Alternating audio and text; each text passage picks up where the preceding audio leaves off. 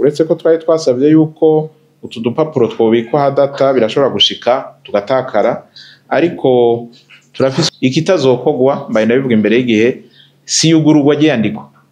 Ntiyagira abantu baba baza ngo tuzaba twugurura ikindi kiringo cyo kwandikoya, tuzoraba abari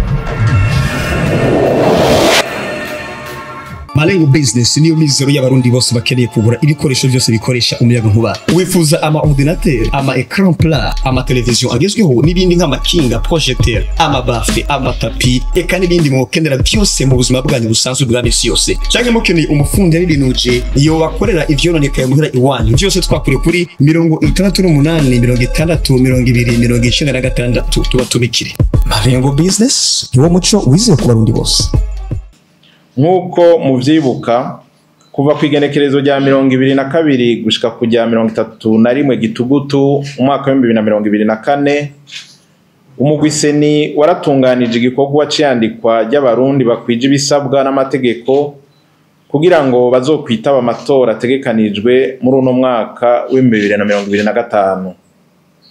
Ico gikorwa cabereye mu bibanza 2246 biri ku mitumba n'amakartier agize igihugu c'u Burundi hamwe no hanze y'igihugu mu buserukizi bw'u Burundi mu makungu, hamwe no mu basirikare bari mu butumwa bwo kugarukana amahoro n'umutekano mu bihugu vya Somalia na Republika Centrafricaine.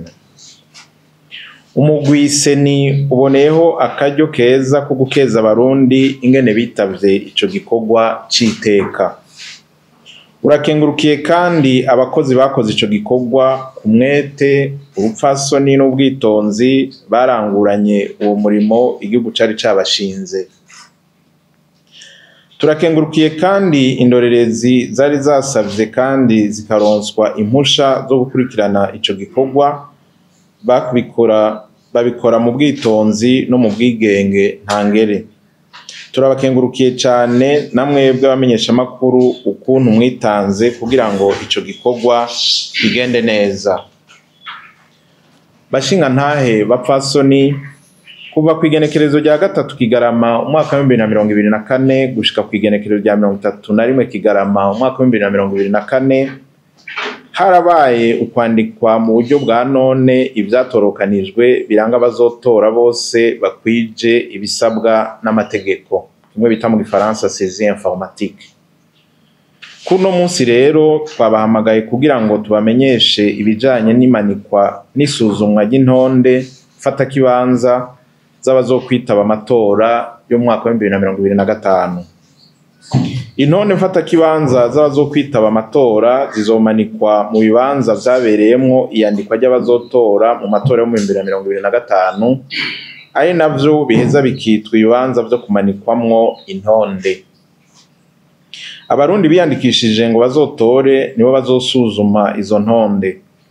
Ibirego bishoboka bizotorokanirizwa aho nyene vyongere vyigwe. Ivyo birego bifatiye cane cane kuraba ko ku ntonde batawe basimvye, gukosora ivyanditswe ukutariko, guhinduza aho umuntu aba yari yandikishirije canke gukura ku rutonde abiyandikishije batabifitiye uburenganzira canke abitavye Imana. Ikiringo cimanikwa y'izo ntonde fata kibanza z'abazokwitaba amatora yo mu 2025 gitekanijwe kuva ku igenekerezo rya 10 kugeza ku rya 12 Ruhuma umwaka wa 2025. Itorokanywa ry'utunenge tuzoba twibonekeje rizoba muri ico kiringo nyene guhera isaha 1:15 yo mu gitondo kugeza isaha 11:15 yo ku muhingamo. Bashinga ntahe bapfasoni, mu kibanza kimwe cose cabereyemwo iyandikwa ry'abazotora harategekanijwe abakozi babiri bakurikirana iryo manikwa ry'intonde bashigwaho n'umuguje uje gutunganya amatora ku rwego rwa komine Sesi. Abo nabo bagatogwa mu bakoze neza mu banditse abazotora hamwe n'abazokurikiranira hafi ico gikorwa ku rwego rwa komine. Ni bamwe twita agent recenseur na agent cadre mu Gifaransa.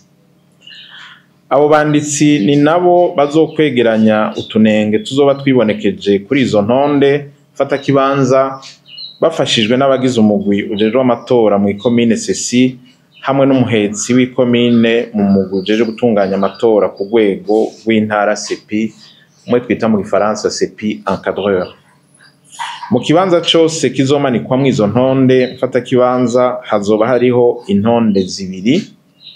Urutonde mfata kibanza rwa mbere ruzoba ruri ku rupapuro runini rumwe bita mu gifaransa A3 rwerekana imyidondoro yose yabiyandikishije ngo bazotore, nigo bamanika kugira ngo gorohe gusoma.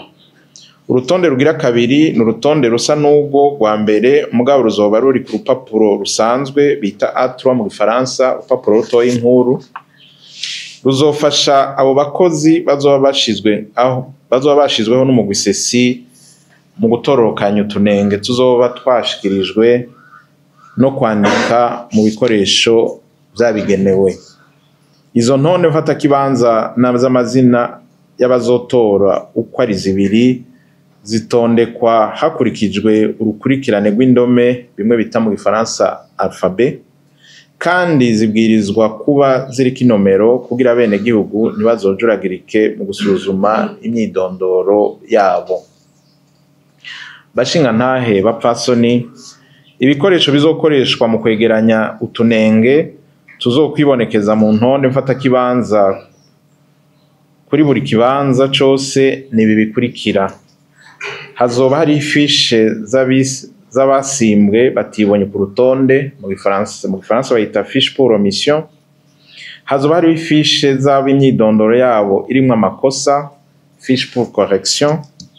Hazoba hari ifishe z'abasabira abandi gukugwa ku ntonde kubera ko babikeka ko badakwije ibisabwa n'amategeko, fiche pour radiation.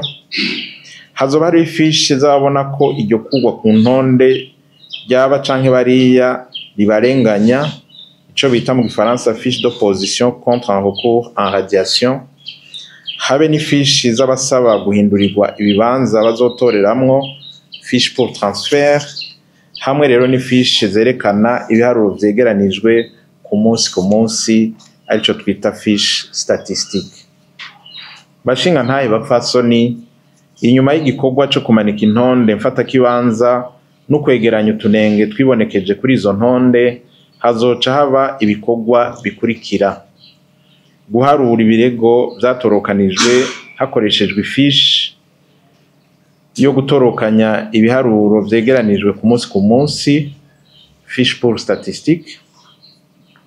Gushikiriza umugwi Sesi impapuro zose z'akazi bahawe ziri ku mukono w'umukozi wa Sesi kugira berekane neza ko warenganuye ico gikorwa ataco aheranye. Ifishe ndangatunenge zitegerezwa gutondekwa hisunzwe ko ari zimwe ibibanza vyandikwa n'ikomine zavuyemwo. Bizoca vyegeranizwa mu kigo kijejwe yandikwa kugira bikosorwe n'ikigo mu gifaransa twita Centre de Traitement des Données. Ikosorwa riheze hazoca hasorwa intonde ntabanduka z'abazotora n'ibiro bazotoreramwo hamwe n'ikarata y'utora. Abipfuza gukurikirana igikorwa cimanikwa n'isuzumwa ry'intonde mfata kibanza z'abazokwitaba amatora y'umwaka wa 2025 ku rwego rw'igihugu n'urw'intara barahawe ikaze. Kuva ku igenekerezo rya 3 Ruhuma umwaka wa 2025, abipfuza kuzokurikirana ico gikorwa nk'indorerezi canke inderetsi baratanguye kuronswa impusha. Nkaba rero ndangije nongera kubakengurukira ukuntu mwama mutugamburukira igihe cose tuba tubateye akamo. Ivyo bikagaragaza umwitwariko mufise mu bijanye n'ibikorwa bizodushikana ku matora meza, na cane cane kuri yambona kazoza y'u Burundi bwifashe mu mwaka wa 2040, Uburundi buteye imbere mu mwaka wa 2060. Murakoze, Imana ibahezagire.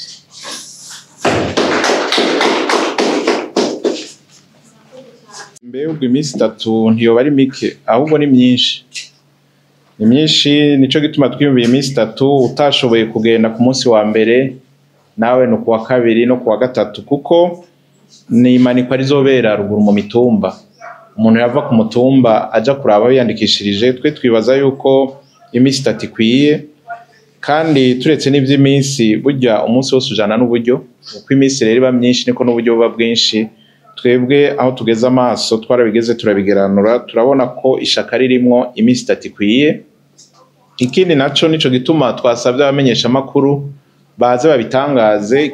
Igikorwa kizotangura kuwa mbere, uyu munsi turi kuwa gatanu, tugize Imana bakarara bavyumvise nako kandi baravyumva, kuko n'izindi nzego ziko biradufasha. Hari umunsi kuwa gatanu, hari kuwa gatandatu, hari no kuwa Mungu. Nawe mu ndinganizo z'ibikorwa umuntu abimenye iminsi 3 mbere azokwisuganya arabe yuko muri iyo minsi 3 ashobora kuja kuraba. Hanyuma muti none imigambwe abazitoza bari kubafashanya iki? Turiko turafashanya kuko urubanza ruraberekeye. Uretse ko ari abenegihugu nk'abandi nabo nyene bazokwitaba amatora, barakeneye ko abenegihugu bavyitaba kugira baronke ababatora, kuko batitavye baba babura ababatora. Aha rero nta mpungenge dufise, dusenyera ku mugozi umwe. Iki gikorwa nabo nyene bariko bagikurikiranira hafi, kandi niba mwarakurikiranye amaradiyo bamwe mbere baje baratangwe no guhimiriza, tukaba tuboneyeho n'akanyo ko kubakengurukira. Babandanye bahimiriza namwe bamenyesha makuru, izi nkuru muyitangaza isamirane mu gihugu cyose, ntazogira umuntu yiyaka canke atakaza uburenganzira bwe bwo kwita amatora kubera kumbure atoya amenya inkuru hakiri kare. Amajambo make rero nta mpungenge dufise, iminsi 3 irakwiye kuvyipfuza abishaka, ariko tudasiganye ku nkore ku maso ngo ntivyama vyerade. Hashoboye kuvuga vyagoye kumva zitandukanye, ariko twizera ko benshi mu Barundi bazoja kuraba izo ntonde. Muti none intambwe ikurikirana iyahe canke intambwe zikurikirana izahe? Naye nazivuze mu ijambo ry'intangamarara kumbure no zigaruka ko tuzoca dukosora izo ntonde, hama dusora intonde ntabanduka, twongere duce dushira abenegihugu ku biro vy'itora. Ibiro vy'itora bizoba bifise amanimero, umwe wese azoca amenya ibiro kanaka atoreramwo. Twongere dutange n'akarata y'uzotora. Hama ibindi navyo ni ibikorwa by'ubuhinga biriko birakogwa. Twizeye yuko umunsi w'urubanza nyezina ibintu bizoba bimeze neza, urubanza ruzogenda neza.